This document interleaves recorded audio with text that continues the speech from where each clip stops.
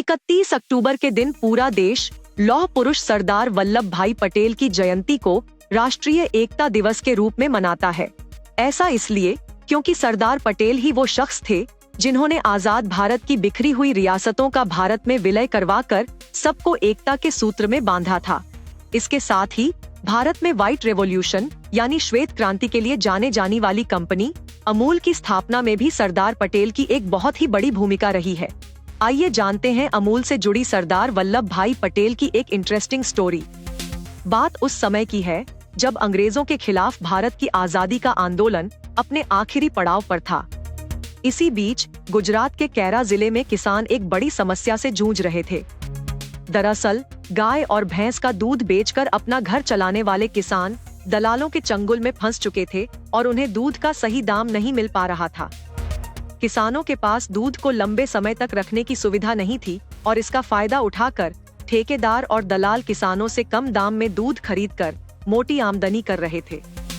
तब किसानों की इस परेशानी को सुलझाने का बीड़ा उठाया सरदार वल्लभ भाई पटेल ने। सरदार पटेल 1942 से ही देश में किसानों के कोऑपरेटिव को बढ़ावा दे रहे थे। इसी बीच त्रिभुवन दास पटेल के नेतृत्व में कैरा के किसान अपनी परेशानी लेकर पटेल के पास पहुँचे। सरदार पटेल ने उनकी समस्या को सुना और किसानों को खुद की एक कोऑपरेटिव सोसाइटी खोलने का सुझाव दिया। उन्होंने कहा कि इस कोऑपरेटिव सोसाइटी का खुद का मिल्क पेस्चराइजेशन प्लांट होगा, इससे वो बॉम्बे स्कीम के लिए सीधे दूध की सप्लाई कर पाएंगे। सरदार पटेल ने किसानों को समझाया कि उन्हें सरकार से कोऑपरेटिव बनाने की अनुमति लेनी चाहिए। अगर अंग्रेजी हुकूमत इसकी अनुमति नहीं देती है तो उन्हें ठेकेदारों को दूध देना बंद कर देना चाहिए। साथ ही पटेल ने किसानों से साफ कर दिया कि हो सकता है इसके लिए उन्हें हड़ताल भी करना पड़े और इसके लिए वे किसानों के साथ खड़े हैं।